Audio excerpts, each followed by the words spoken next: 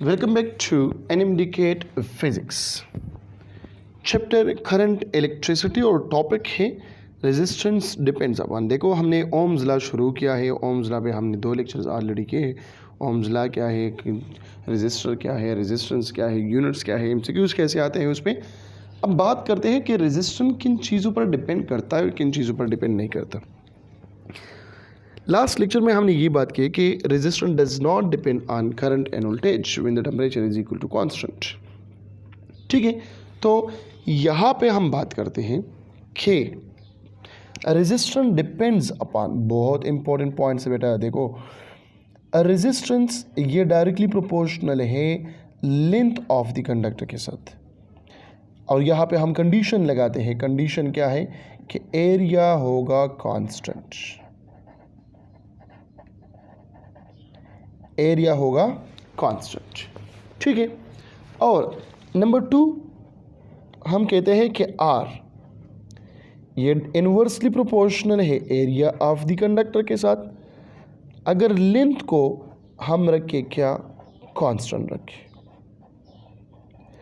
अब जब लेंथ मैंने कांस्टेंट रख दिया तो इसका मतलब ये हुआ कि R is inversely proportional to radius square and similarly R is inversely proportional to diameter square. ठीक है, अगर हम रेडियस को इंक्रीज करें तो रेजिस्टेंस डिक्रीज हो जाएगा। अगर हम रेडियस को डिक्रीज करें तो रेजिस्टेंस इंक्रीज हो जाएगा, इन्वर्सली प्रोपोर्शनल है।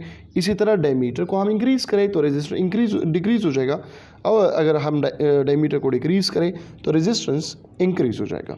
क्लियर होगी बात।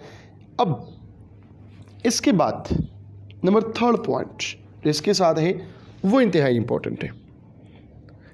नंबर 3 रेजिस्टेंस, या इस तरह देखो, चलो 3 नंबर से पहले देखो, can when wire is stretched, when wire is stretched or compressed. कौन सा वायर?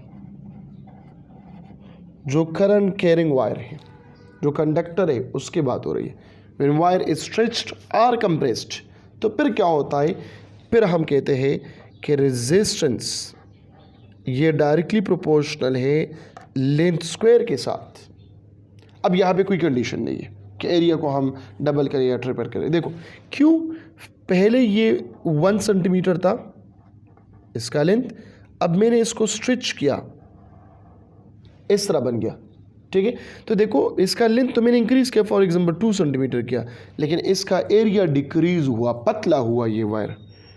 ठीक है, थिक वायर था, इससे बन गया थिन, क्योंकि लेंथ इसका इंक्रीज हो गया, तो जो एरिया है उसका डिक्रीज होगा। समझ रहे बात की। फिर अगर हम एरिया की बात करें तो एरिया के साथ भी रिलेशन क्या है। Number 2, resistance is inversely proportional to area square. अगर हम इसका एरिया बढ़ाते हैं तो ये रेजिस्टेंस डिक्रीज होगा। रेजिस्टेंस क्या होगा, डिक्रीज होगा। क्लियर होगी बात। इसको कंप्रेस करें, देखो लेंथ इंक्रीज से मतलब इस तरह हम खींचते हैं, ठीक है, तो स्ट्रेचिंग है। और डिक्रीज करना, इसको कहते हैं कि इसका एरिया इंक्रीज करो, कंप्रेस करो एक वायर को। तो कंप्रेशन और स्ट्रेचिंग अ वायर ये क्या होता है, directly proportional to L square and inversely proportional to area square. जो inversely proportional to area square है तो इसका मतलब क्या हुआ कि रेडियस के साथ इसका जो रिलेशन बन गया, अब ये बन गया r⁴, और जो डायमीटर के साथ इसका रिलेशन बन गया वो बन गया क्या, d⁴, क्योंकि एरिया r² है था, तो यहाँ पर स्क्वायर है तो r पे स्क्वायर ले लो तो क्या बनेगा, r⁴ बनेगा। ठीक है, और यहाँ पे d² है, स्क्वायर ले लो तो क्या बनेगा, d⁴ बनेगा। अब देखो गौर से, हम इसकी बात करते हैं। यहाँ पे पॉइंट नोट करें, यहाँ पे, बल्कि नोट करने से पहले यहाँ पे अपने आप को समझें। ठीक है, इंक्रीज इन रेजिस्टेंस की बात करता हूँ, इंक्रीज इन रेजिस्टेंस की बात करता हूँ। इंक्रीज इन रेजिस्टेंस का मतलब क्या है? फॉर एग्जांपल आर प्राइम में मांगता हूँ क्या, फॉर एग्जांपल ये मैं 4 टाइम ऑफ आर मांगता हूँ, तो इसका मतलब क्या हुआ कि एल प्राइम को इंक्रीज करो, कितना, इसको डबल करें, ठीक है। और सिमिलरली एरिया को क्या करें, हाफ करें। इन दोनों से रेडियस जो है, रेजिस्टेंस जो है, ये क्या हो जाएगा, ये इंक्रीज हो जाएगा, कितना, ये 4 टाइम इंक्रीज होगा, ठीक है। अगर हम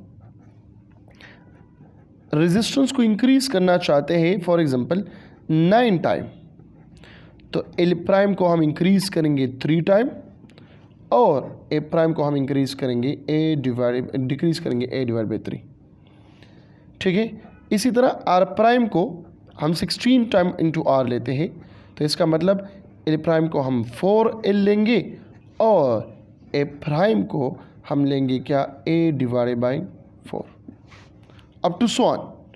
अगर मुझे रेजिस्टेंस चाहिए तो ये N square into R, N square into R कब होगा, जब लेंथ को इंक्रीज करें, जब एक वायर को स्ट्रेच करें N time of original length, या इसको कंप्रेस करें किस के, A divided by N time. Clear हो गई बात? ये आगे इंक्रीज इन रेजिस्टेंस के कुछ शॉर्ट ट्रिक्स हैं, ठीक है। कौन कौन से ट्रिक्स हैं? ये वाला ट्रिक्स है, ये वाला ट्रिक है, और ये वाला है। क्लियर हो गई बात? अब आ जाइए डिक्रीज इन रेजिस्टेंस की अगर मैं बात करूं, किस चीज़ की बात करूं, डिक्रीज इन रेजिस्टेंस। तो डिक्रीज इन रेजिस्टेंस क्या होगा?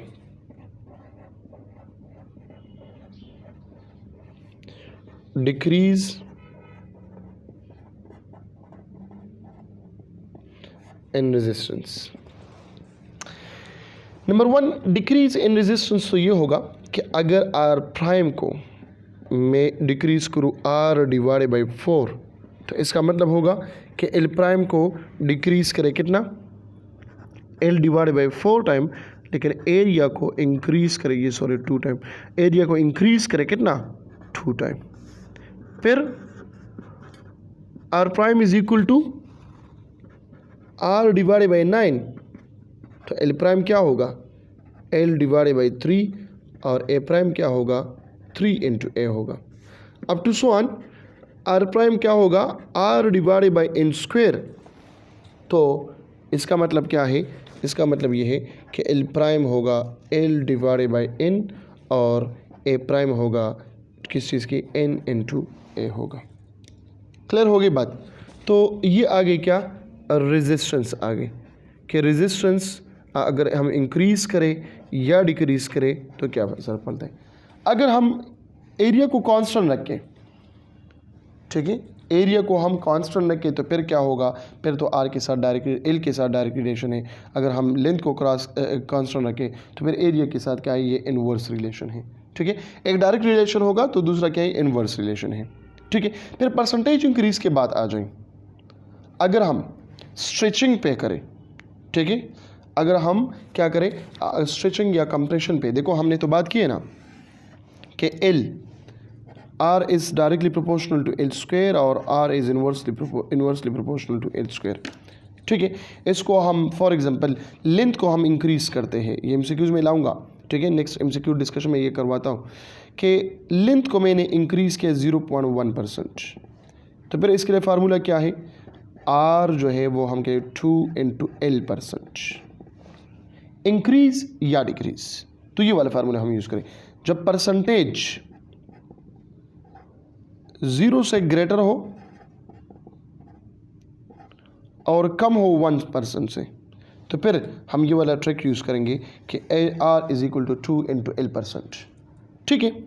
लेकिन अगर यहाँ पे ये नंबर 1, नंबर 2 ये परसेंटेज 1 से ग्रेटर हो और 100 से कम हो, ठीक है, तो फिर इंक्रीज के लिए जो हम यूज़ करेंगे इंक्रीज, तो इंक्रीज के लिए कौन सा फार्मूला यूज़ करेंगे, 2n plus n square divide by 100, और डिक्रीज के लिए हम ट्रिक यूज़ करेंगे कौन सा, 2n minus n square divided by 100।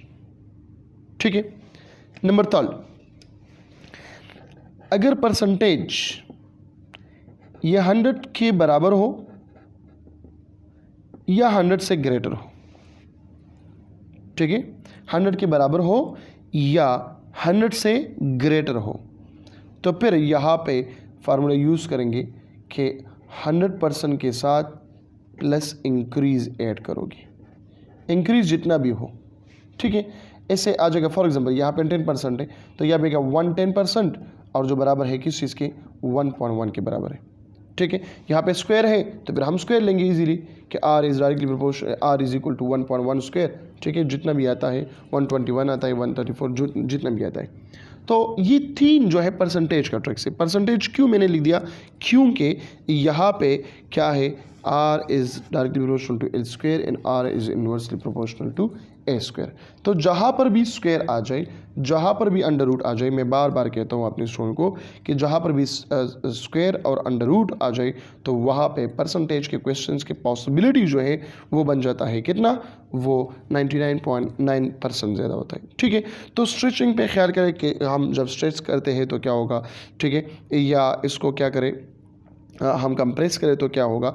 ये सिर्फ और लेंथ और एरिया पे मैंने डिस्कशन किया कि एरिया और इंक्रीज़ करें तो क्या होगा, लेंथ इंक्रीज़ करें तो क्या होगा। ठीक है, तीसरा फिर हमने कंप्रेशन और स्ट्रेचिंग की बात की है कि इंक्रीज़ डिक्रीज़ करें क्या होगा।